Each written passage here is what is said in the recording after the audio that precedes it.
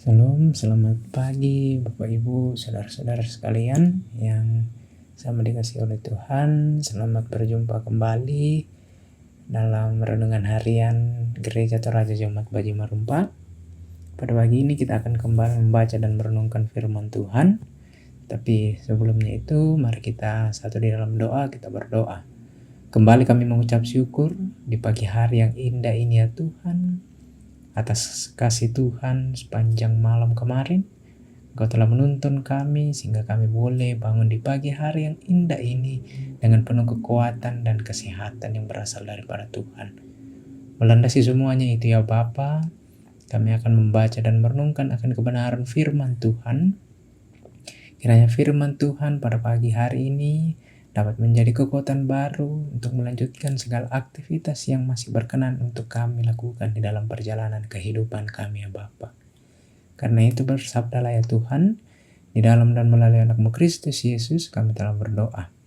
Amin.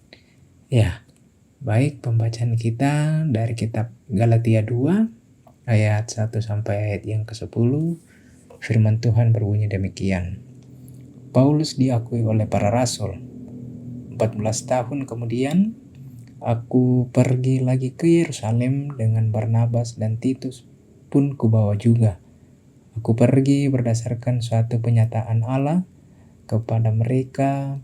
Kupaparkan Injil yang kuberitakan di antara bangsa-bangsa bukan Yahudi, dalam percakapan tersendiri dengan mereka yang terpandang, supaya jangan dengan percuma aku berusaha atau telah berusaha. Namun, kendatipun Titus yang bersama aku adalah seorang Yunani, ia tidak dipaksa untuk disunat.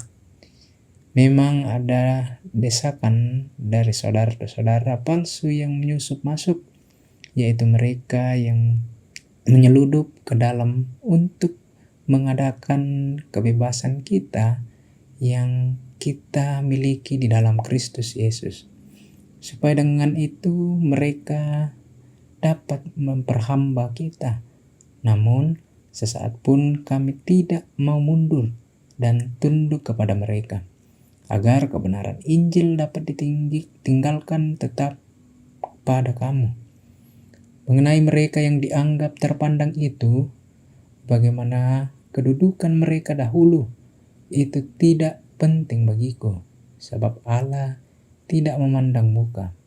Bagaimanapun juga, mereka yang terpandang itu tidak memaksakan suatu yang lain kepadaku. Sebaliknya, mereka melihat bahwa kepadaku telah dipercayakan pemberitaan Injil untuk orang-orang tak bersunat, sama seperti kepada Petrus untuk orang-orang bersunat. Sebab ia yang telah memberikan kekuatan kepada Petrus untuk menjadi rasul bagi orang-orang bersunat. Ia juga yang telah memberikan kekuatan kepadaku untuk orang-orang yang tidak bersunat. Setelah melihat anugerah yang diberikan kepadaku, Yakobus, Kefas, dan Yohanes yang dipandang sebagai pilar jemaat berjabat tangan dengan aku dan dengan Barnabas sebagai tanda persekutuan, supaya kami pergi kepada orang-orang yang tidak bersunat dan mereka kepada orang-orang yang bersunat. Hanya saja kami harus tetap mengingat orang-orang miskin, dan memang itulah yang sungguh-sungguh hendak kulakukan. Amin. Ya, Bapak Ibu, saudara-saudara sekalian, pada renungan kita pada pagi hari ini berangkat dalam kitab Galatia 2 ayat 1 sampai ayat yang ke-10 dengan satu tuntunan tema, tetap setia di tengah keberagaman. Ya, karena itu Bapak Ibu saudara-saudara sekalian, perlu kita pahami bahwa ada kalanya perbedaan pendapat membuat kita merasa terancam. Baik dalam pelayanan, kita bisa saja berpikir bahwa cara kita lah yang paling benar, dan orang lain seharusnya mengikuti pola yang sama berdasarkan pikiran kita. Namun Rasul Paulus menunjukkan jalan yang lain. Ketika ia kembali ke Yerusalem, Ia membawa berita tentang pekerjaan di antara bangsa-bangsa bukan Yahudi. Nah, di sana ia bertemu dengan para rasul yang melayani orang Yahudi. Perbedaan latar belakang dan cara kerja sangat nyata, tapi Injil yang mereka pegang tetaplah satu. Karena itu Paulus tidak datang untuk mencari pengakuan dari manusia, melainkan untuk memastikan bahwa pelayanannya selaras dengan kehendak Allah. Ia tidak membiarkan Injil yang murni tercemar oleh tuntunan manusia. Bahkan ketika ada yang berusaha memaksa Titus untuk disunat, Paulus tetap teguh. Bukan karena keras kepala, tetapi karena ia tahu bahwa kasih karunia Kristus itu tidak bergantung pada aturan lahiria. Karena itu keyakinan dan kesetiaan pada Injil membuatnya berani berdiri di tengah-tengah tekanan itu. Karena itu Bapak Ibu Saudara-saudara sekalian, belajar dari sikap Paulus mengajarkan bahwa kesatuan bukan berarti keseragaman. Kita bisa berbeda cara, gaya, bahkan konteks pelayanan. Namun, kita harus tetap setia pada kebenaran yang sama.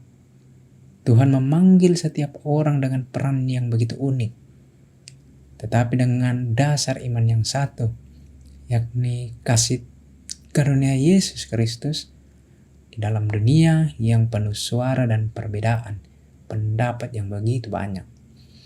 Karena itu kesetiaan pada Injil menjadi kompas yang menjaga kita tetap pada arah yang begitu benar. Jangan takut berbeda selama hati kita berakar dalam Kristus. Sebab yang Tuhan cari bukan keseragaman, melainkan kesetiaan yang lahir dari kasih kepadanya. Amin. Ya. Bapak Ibu Saudara-saudara sekalian, itulah renungan pada pagi hari ini. Kiranya firman Tuhan dapat menuntun kehidupan kita semua. Mari kita menutup renungan kita di dalam doa. Kita berdoa. Kembali kami mengucap syukur di tengah-tengah hadapan hadirat Tuhan, Bapa kekasih jiwa kami, Bapa pemilik kehidupan kami. Sungguh kami boleh bersyukur di pagi hari yang indah ini atas apa yang boleh kami nikmati, baik sepanjang hari kemarin dan di awal pagi hari yang indah ini. Ya Tuhan Allah Bapa kami di sorga, kami telah membaca dan merenungkan akan segenap kebenaran firman-Mu. Kiranya firman-Mu yang telah kami baca dan yang renungkan bersama-sama dapat menjadi kekuatan baru bagi iman dan kepercayaan kami untuk melanjutkan sisa kehidupan yang Engkau masih anugerahkan bagi kami semua. Kiranya firman-Mu dapat menjadi suluh dan pedoman bagi kehidupan kami bersama. Ya Tuhan Allah Bapa kami di sorga, di tengah-tengah aktivitas kami sepanjang hari ini, kiranya Engkau tetap memberikan kami kesabaran dan ketabahan di dalamnya, dan semuanya itu kami hanya pertaruhkan di dalam tangan pengasihan Tuhan. Inilah doa kami ya Tuhan, ampunkanlah setiap salah dan dosa kami. Di dalam dan melalui anak-Mu Kristus Yesus kami telah berdoa. Amin. Ya, selamat pagi untuk kita semua. Salam sehat, selamat beraktivitas. Tuhan Yesus memberkati.